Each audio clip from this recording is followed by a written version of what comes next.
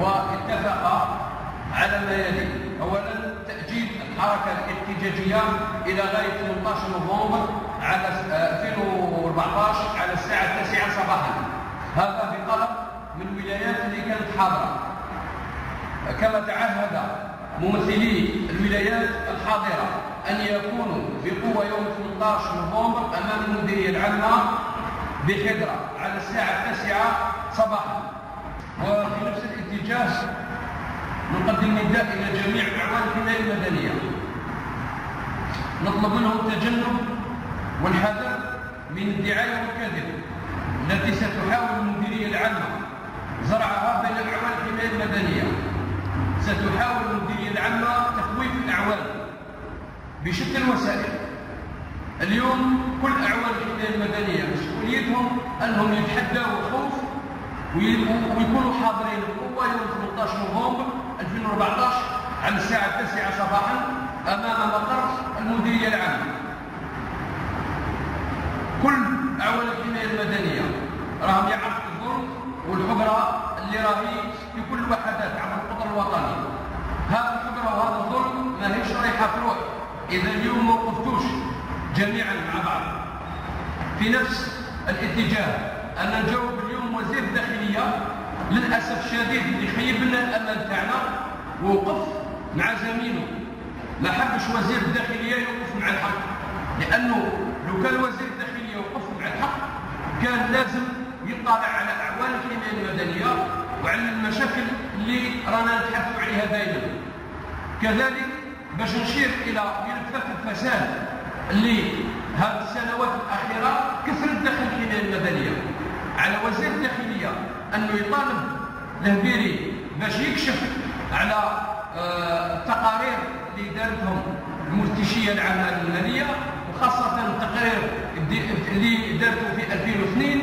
لحد الآن ما ظهر عليه والو شكون المتسبب وشكون المسؤول على كل هذه التجاوزات. من هذاك الوقت لليوم ملفات الفساد زادت والحجرة زادت والظلم زاد ومدراء الحماية المدنية زادوا كملوا في الطغيان تاعهم. والحل اليوم إلا الحركة الاحتجاجية هي اللي راح تجيب لنا الحل. اليوم احنا رانا ماشيين في حالة ما إذا الحكومة رسلت واحد باش نتحاوروا معاه راح يكون الحوار يوم 18 نوفمبر أمام المديرية العامة من أجل تلبية 19 مطلب اللي منهم: أولا رحيل المدير العام للحماية المدنية الهبيري وشركائه ومحاسبته. ثانيا إعادة النظر في القانون الأساسي بإشراك الممثلين الحقيقيين للأعوان. إعادة النظر في الأجرة الشهرية بحيث يحدد ابتداء من 55,000، يعني يعود الحماية المدنية لا بد أن يتقاضى 5 ملايين ونص، يعني هذه يبدأ بها. الزيادة في الأجر القاعدي بنسبة 100%.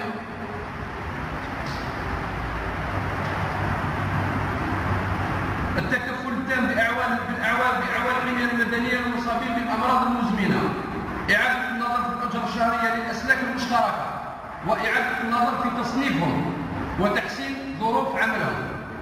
إعادة النظر في المنح والعلاوات والتدرج في الرتب لكل أسلاك الحماية. إعادة النظر أو إعادة كل المفصولين والموقوفين، إعادة كل المفصولين والموقوفين إلى مناصب عملهم. المطالبة بمنحة المرأة الماكثة في البيت بما يعادل الأجر القاعدي 18,000 دينار شهريا. توقيف كل أو توفير طرق وأطر تسهيل الحصول على سكن. ليكن في علمكم أنه الإدارة اليوم راهي توفر السكن إلا للمسؤولين تاع الحماية المدنية، إلا للمدراء ورؤساء الوحدات. إعادة احتساب الساعات الإضافية 80 ساعة. وبالنسبة لهذا الملف كذلك راهي المديرية العامة تقول راني سويت الملفات.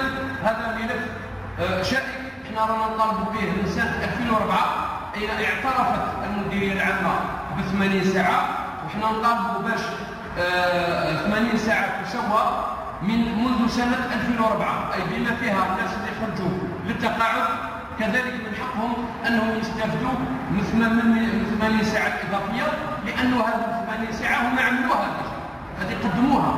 إذا كل لي روتريتي اللي خرجوا من سنة 2004 راهم يسالوا المديرية العامة باش يتقاضوا في 80 ساعة، واللي تكون في نهاية الكارير تاعهم 5 سنوات. يعني كل المتقاعدين اللي خرجوا من سنة 2004 هذه التوضيح جيدا أنهم يسالوا المديرية العامة أجرة تاع 5 سنوات لازم يتقاضوها.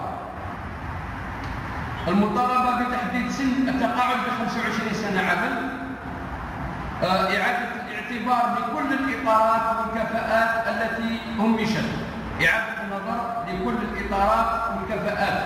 كثير من الإطارات همشت، البعض راهي مهاجرة، البعض راهي مقصية، البعض راهي حتى تحت مسؤولية ناس أقل منهم.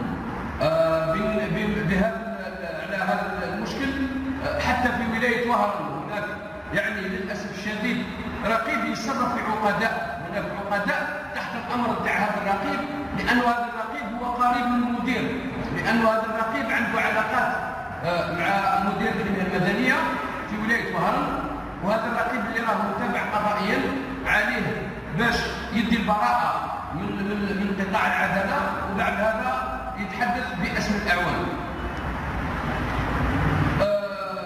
التوقيف الفوري للحجرة والظلم والعقوبات العشوائية. احنا رانا نسمعوا مؤخرا انه بعض الوزراء راهم يعني يقولوا للاعوان الخدمة المدنية اللي شاركوا في هذه الوقفة نعاقبوهم. احنا نخرجوا بقوة يوم 18 نوفمبر، وهذا الوزراء في عوض يعاقبوا الاعوان لابد انهم هما اللي يتلقوا العقوبة، لانهم هما اللي يتسبوا في كل هذه الكوارث. وفي الاخير نقول لكم نتلاقاو يوم 18 نوفمبر امام المديرية العامة ان شاء الله. السلام عليكم.